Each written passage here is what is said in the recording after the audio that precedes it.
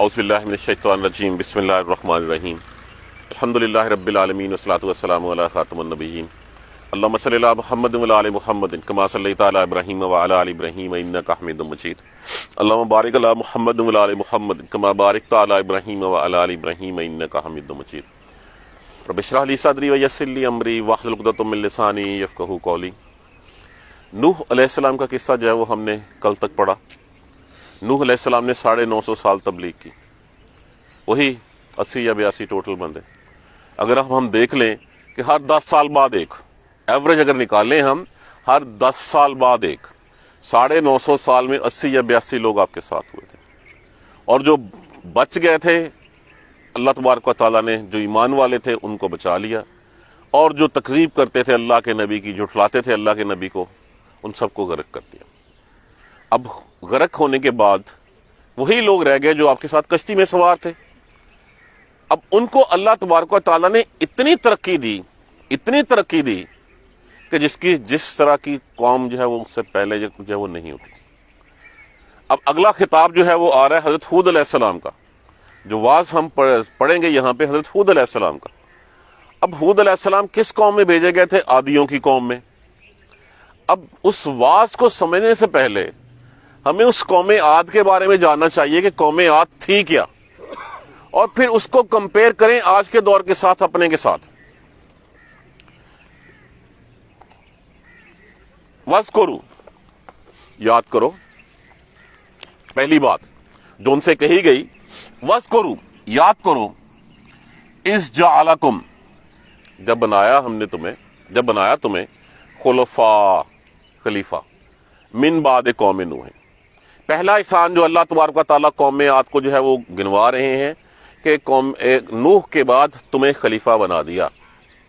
اللہ کی مرضی تھی، اللہ کسی کو بھی بنا سکتا تھا۔ اللہ نے تمہیں جو ہے وہ سرداری دے دی، تمہیں جو ہے وہ اس وقت جو ہے وہ اقتدار دے دیا۔ پہلی بات تو یہ تم یاد رکھو، وَاذْكُرُوا إِذْ جَعَلَكُمْ خُلَفَاءَ مِن بَعْدِ قَوْمِ نُوحٍ، کہ یاد کرو کہ جب ہم نے تمہیں نوح کے بعد خلیفہ بنا دیا، پہلا اللہ کا احسان۔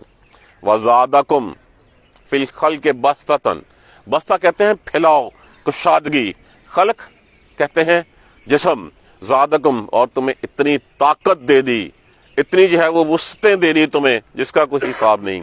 کتنی وسعتیں دے دی، کتنا تگڑے بنا دیا تمہیں۔ التی لم یخلق مثلھا فی البلاد، باقی شہروں میں ایسے بندے نہیں تھے۔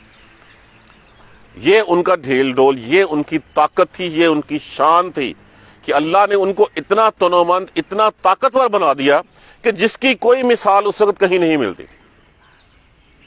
اللہ نے خلیفہ بنایا، اللہ نے تمہیں جو ہے وہ باڈی ایسی دی، تمہیں اتنا محنتی، اتنا جفاکش اور اتنا تنومند بنایا کہ جس طرح کا اور کچھ نہیں تھا۔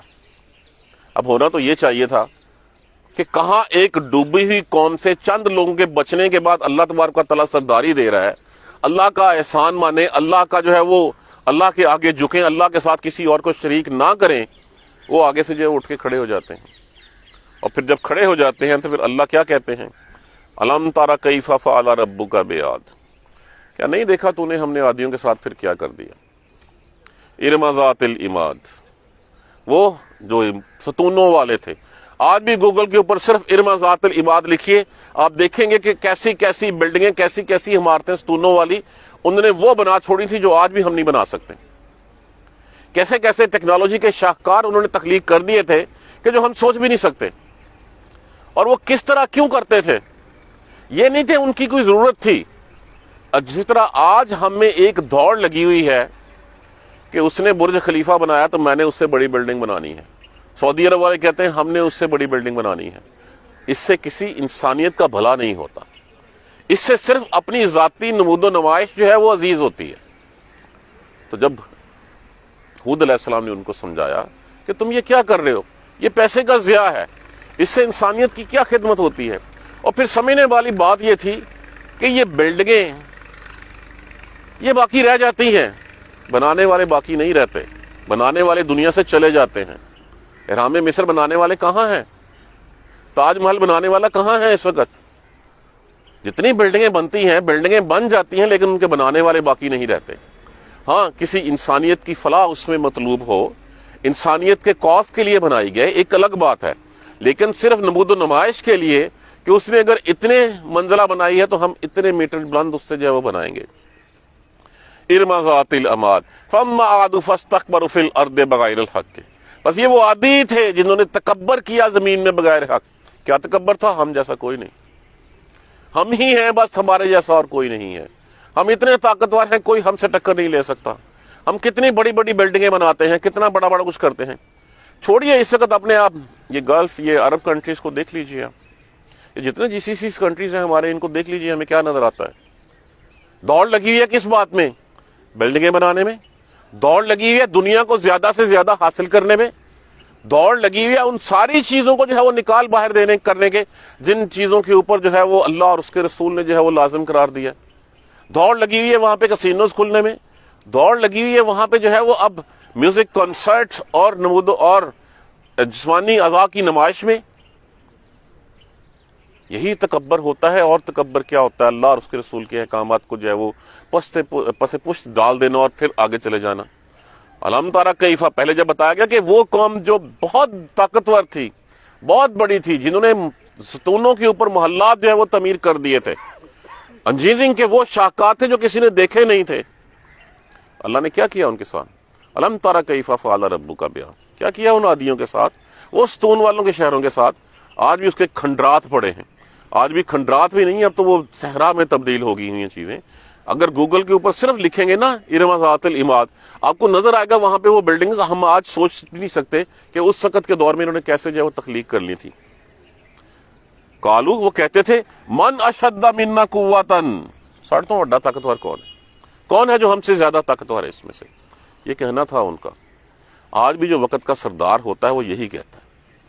آج بھی جو ہر ملک کا وقت، آپ محمد بن جو ایم بی ایس ہے، کیا ایم بی ایس کہتا ہے کہ ایم بی ایس جو ہے وہ کہتا ہے مجھ سے زیادہ سرنا ہے ہی کوئی نہیں اس میں، اس وقت مجھ سے زیادہ طاقتور ہے ہی کوئی نہیں اس وقت. قالو، وہ کہتے تھے، من اشد منا قوتا، ہم سے زیادہ طاقتور اس وقت کون ہے. یہ تھا وہ تکبر، یہ تھا وہ گھمنڈ، جو گھمنڈ جو ہے وہ ان کو لے ڈوبا. واتبعوا، اور وہ اتباع کرتے تھے، امر کل جبار عنید، ہر مخالف، حق کے مخالف ضدی شخص کی، اسی کے پیچھے چلتے تھے. آج ایم بی ایس امریکہ کے پیچھے چل رہا ہے. آج جو ہے وہ آپ کے یو اے ای والے جو ہے امریکہ کے پیچھے چلتے ہیں. آج اسرائیل جو ہے وہ ان کا یار غار بنتا چلا جا رہا ہے اسی کے پیچھے. کیوں؟ وہ اسلام کے دشمن ہیں. تو ہر اسلام دشمن کے ساتھ وہ چلتے تھے اور اسلام کے حامیوں کے جو ہے وہ مخالف ہوتے تھے. یہ ان کا وتیرہ تھا اس وقت.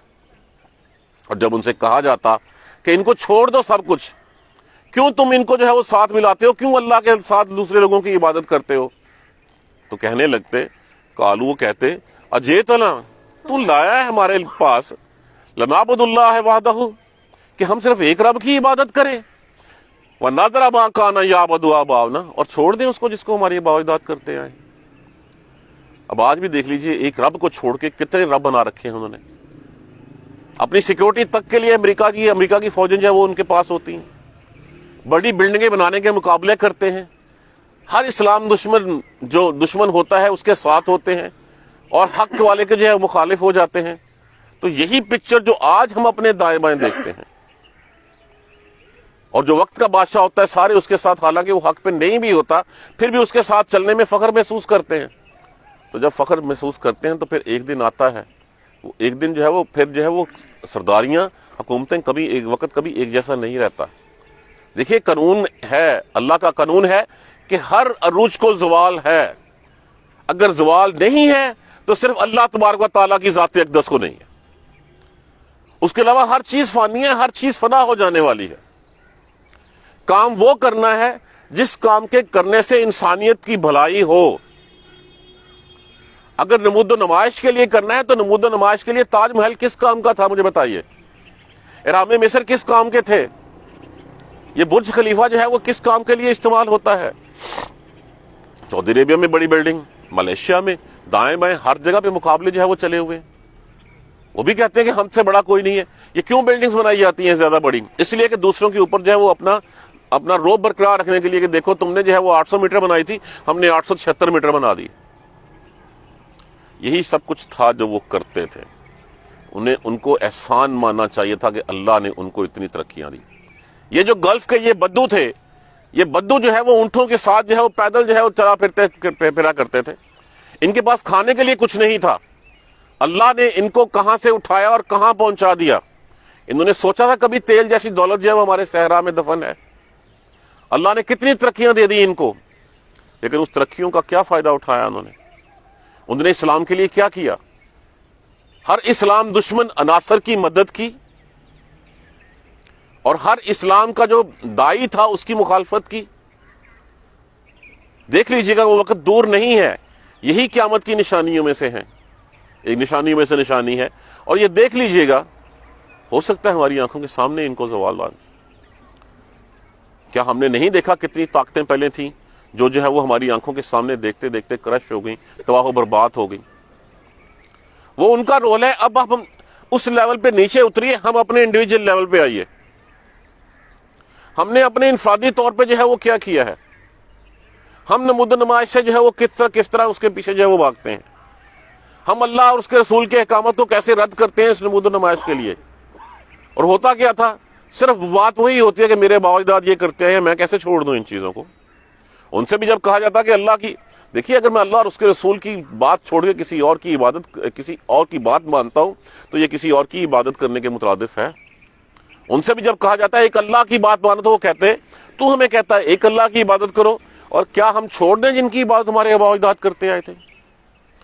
اصل میں سب سے زیادہ خراب اس کانسیپٹ، یہ جو کانسیپٹ ہوتا تھا نا کہ ہمارے آباء و اجداد، ہمارے آباء و اجداد، دیکھیے آباء و اجداد سر آنکھوں پہ احترام ان کا، لیکن اگر ان کی بات اللہ کے حکم سے متصادم ہے ان کو چھوڑ دینے کا حکم ہے۔ عزت کریں ان کی لیکن ان کو چھوڑ دیں، وہ بات نہیں ماننی جو اللہ اور اس کے رسول کے حکم کے متصادم ہے۔ بڑی کلیئرٹی کے ساتھ اور بڑی ذمہ داری کے ساتھ کہہ رہا ہوں، ماں ہے، باپ ہے، کوئی بھی ہے، اگر اس کا حکم اللہ کے حکم سے متصادم ہے تو مجھے وہ حکم چھوڑ دینا ہے، مجھے اللہ کا حکم پکڑ لیں۔ یہ اس کا بیک گراؤنڈ تھا کہ یاد کرو جب تمہیں جو ہے وہ ہم نے خلیفہ بنایا، تمہیں طاقت دی، تمہارے جیسے تنمن، تمہارے جیسے، تم تو ایسے تھے کہ تمہارے جیسا دنیا میں کوئی نہیں تھا، اور پھر کیا کر دیا ہم نے ان کے ساتھ؟ ان کو کیا کیا تھا ان کے ساتھ؟ ان کے ساتھ ہوا یہ تھا کہ 7 راتیں اور 8 دن اتنی تند و تیز ہوا چلی تھی، آندھی چلی تھی کہ کوئی ایک فرد بھی باقی نہیں رہا تھا۔ لوگوں نے اپنے آپ کو زمین میں گاڑ لیا تھا کہ ہوا سے بچ جائیں، اندر گھس کے اٹھا کے جو ہے وہ ان کو پٹکا تھا، اور جب تک ہر نفس یہاں وہاں کا جو ہے وہ مر نہیں گیا تھا تب تک وہ رکی نہیں تھی۔ 7 راتیں 8 دن وہ طوفان آیا تھا۔ آپ یہ اندازہ کر لیجئے کہ ایک طرف وہ طوفان ہے، دوسری طرف ہود علیہ السلام اور ان کے ساتھی ایک احاطے میں، وہاں پہ کچھ بھی نہیں ہو رہا، اور ادھر جو ہے وہ جو ایمان والے نہیں ہیں ان کو جو ہے وہ 7 راتیں اور 8 دن جو ہے وہ اس طوفان میں تباہ و برباد کر کے رکھ دیا گیا۔ وہ جو کہتے تھے ہمارے جیسا، کیا کہتے تھے؟ من اشد منا قوۃ، ہمارے جیسا کون ہے بھائی؟ کوئی ہے ہمارے مقابلے کا؟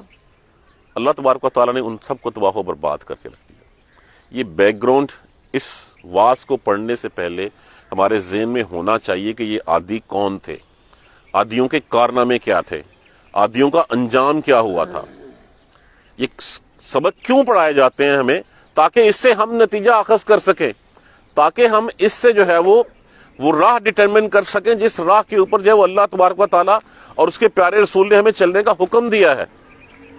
اگر ہم وہ راہ چھوڑ بیٹھیں گے تو پھر چاہے ہم عادیوں میں شمار ہوں یا سمودیوں میں شمار ہوں، پھر تو جہنم جو ہے وہ معاذ اللہ ثم معاذ اللہ جو ہے وہ جہنم جو ہے وہ ٹھکانہ بن سکتی ہے۔ اب آئیے سبق کے اوپر۔ کذبت، کذبہ جھٹلایا، کذبت جھٹلایا انہوں نے، تے جو ہے وہ جمع مؤنث کے لیے استعمال ہو گئی یہاں پہ۔ کذبت آدھا، جھٹلایا عادیوں نے، آدن المرسلین، مرسلین بھیجے ہوئوں کو، بھیجے ہوئے کون کو ہے؟ اللہ کے رسولوں کو، مفعول کے بدل کے اوپر ہے۔ جھٹلایا عادیوں نے مرسلین رسولوں کو، اس کالا جب کہا، لہم ان سے، اخوہم ان کے بھائی نے، بھائی ان کے نسبی بھائی ان کا اسی میں سے اٹھا تھا، اسی قوم میں سے۔ دیکھیے اب پھر سوچئے کہ نوح علیہ السلام کے جو باقی ماندہ لوگ بچے ہوئے کشتی میں ساتھ تھے، یہ وہی قوم تھی۔ اسی قوم میں سے جو ہے وہ ایک ہود علیہ السلام اللہ کے پیغمبر تھے۔ انہوں نے جب ان کو سمجھایا، اس قال لهم اخوهم، ان کے بھائی نے ہود نے، الا تتقون، کیا تم ڈرتے نہیں ہو؟ تمہیں ڈر نہیں لگتا؟ تمہیں نظر نہیں آتا ابھی نوح علیہ السلام کی قوم جو ہے وہ ساری کی ساری جو ہے وہ ایک سیلاب سے تباہ ہوئی، ایک طوفان آیا تھا، یہ کوئی زیادہ لمبی عرصے کی بات تو نہیں ہے، یہ کچھ ہی صدیوں پہلے کی بات ہے، سب کچھ تمہیں پتا ہے۔ جرم کیا تھا؟ اللہ کے ساتھ اور لوگوں کو شریک کرتے تھے، تکبر کرتے تھے اللہ کی زمین کے اوپر۔ اب تم بھی وہی کام کرنے شروع ہو گئے ہو۔ کیا تم نے اس انجام سے کچھ سبق نہیں سیکھا؟ وہ جو ہوا تھا قوم نوح کے ساتھ کہ سارے کے سوائے کشتی والوں کے سارے ڈبو دیے گئے تھے، تو کیا تمہیں ڈر نہیں لگتا کہ تمہارے ساتھ بھی یہ ہو سکتا ہے؟ اس کو چھوڑیے، میں آپ سے پوچھتا ہوں، ہم اپنے آپ سے سوال کرتے ہیں، کیا ہمیں ڈر نہیں لگتا اللہ اور اس کے رسول کے احکامات کی نافرمانی کرتے ہوئے؟ کیا ہم نے جانا نہیں ہے؟ کون سا ایسا سرخاب کا پر لگا ہوا کہ ہم یہیں پہ رہیں گے؟ کیا پتا کس وقت، کل کس مومنٹ پہ جو ہے وہ ہوا نکل جائے، پھر ہم کہیں اچھا وہ تھا اور چلا گیا۔ مہلت ہے اللہ کی طرف سے ہمیں۔ یہ جو اعلیٰ تتقون ہے نا، یہ اعلیٰ تتقون میرے آپ سب کے لیے ہے کہ تمہیں ڈر نہیں لگتا کہ ہم اللہ اور اس کے احکامات کو پس پش ڈالتے ہوئے۔ انی، بے شک میں، لکم رسول امین، میں، یہ وہی جو ہے وہ آیت کریمہ ہے۔ وعلیکم السلام۔ انی لکم رسول امین، بے شک میں تمہارے لیے اللہ کا ایماندار رسول ہوں۔ ایماندار کا مطلب یہ ہے امانت والا، کہ میں جو اللہ نے پیغام دیا میں من و عن وہی پہنچا رہا ہوں تمہیں۔ میں یہ کچھ بھی اپنی طرف سے نہیں کہہ رہا، تم جو مجھے کہتے ہو کہ تم نے یہ کیا دکان کھول رکھی ہے، یہ میں اپنی طرف سے نہیں کہہ رہا، یہ اللہ کی طرف سے مجھے کہا گیا اور وہ میں آگے پیغام پہنچا رہا ہوں۔ فاتقوا اللہ، ڈر جو اللہ سے، وطیعون، اور میری اطاعت کرو، میری بات مان لو۔ مجھے اللہ نے تمہاری زندگی گزارنے کا طریقہ بتا دیا ہے، اس طریقے پہ زندگی گزارو۔ وما اسالکم، اور نہیں میں تم سے سوال کرتا، میں نہیں تم سے کچھ مانگتا علیہ اس کے اوپر، من اجر، کوئی معاوضہ، کوئی بدلہ، پیسے نہیں مانگتا تم سے۔ دیکھیں اس سے بڑھ کے اور سنسیئرٹی کسی کی کیا ہو سکتی ہے کہ ایک شخص اپنا ٹائم لگا رہا ہے، ایک شخص جو ہے وہ اپنی ایفرٹ لگا رہا ہے، اپنی جان کھپا رہا ہے، اس کو کیا بینیفٹ ہے؟ پیسے تو نہیں وہ لے رہا، اس کو کچھ چودراہٹ کا چاؤ نہیں ہے، وہ کوئی بادشاہ نہیں بننا چاہتا، اس کو کوئی دنیاوی جاہ و حشمت عزیز نہیں ہے۔ تو پھر سوچنا تو بنتا ہے کہ اس شخص میں کیا ہے، کیوں یہ ایسی باتیں کر رہا ہے؟ اس کا مطلب ہے کہ سم تھنگ از دیئر، اللہ تبارک و تعالیٰ نے اس میں کوئی خصوصیت رکھی ہے۔ وہ معاوضہ بھی نہیں مانگ رہا اپنی ساری عمر۔ اب نوح علیہ السلام 950 سال تک تبلیغ کرتے رہے، کیا وہ اس کے پیسے لیتے رہے؟ دیکھیے رسول اللہ صلی اللہ علیہ وآلہ وسلم نبوت ملنے سے پہلے آپ ایک تاجر تھے، بیوی بچوں کے ساتھ ہنسی خوشی زندگی بسر کر رہے تھے۔ مکہ میں ایک نام تھا، لوگ فیصلے کرواتے تھے آپ سے، صادق امین، آپ مشہور تھے سب کچھ۔ جیسے ہی آپ صلی اللہ علیہ وسلم کے اوپر جو ہے وہ نبوت اترتی ہے، پورا مکہ جو ہے وہ آپ کا جانی دشمن بن جاتا ہے۔ کیا آپ نے کہا تھا مجھے بادشاہ بنا دو؟ کیا آپ نے کہا تھا مجھے اس کے بدلے میں کوئی پیسے دے دو؟ جب کچھ نہیں مانگے تو پھر اس کا مطلب یہی تھا کہ یہ اللہ کا سچا پیغمبر جو ہے یہ کچھ نہ کچھ تمہیں وہ بتا رہا ہے جو اللہ نے اس کو بتا کے بھیجا۔ تو میں اس سے کوئی معاوضہ تم سے نہیں مانگتا، کیونکہ ان کا معاوضہ کیا ہوتا ہے، وہ اس دنیا کی حقیقت کو سمجھ چکے ہوتے ہیں۔ ان کے نزدیک یہ دنیا نہیں ہوتی، ان کے نزدیک آخرت عزیز ہوتی ہے۔ ان اجریہ، نہیں ہے اجر میرا، الا مگر، علی رب العالمین، تمام جہانوں کے پروردگار کے پاس، کوئی دے ہی نہیں سکتا اس کا اجر۔ جو تمام جہانوں کو پالنے والا ہے، جو تمام جہانوں کا رب ہے، اس کے پاس میرا اجر ہے اور کسی کے پاس میرا کوئی اجر نہیں۔ اس کو ہم کل کنکلوڈ کریں گے۔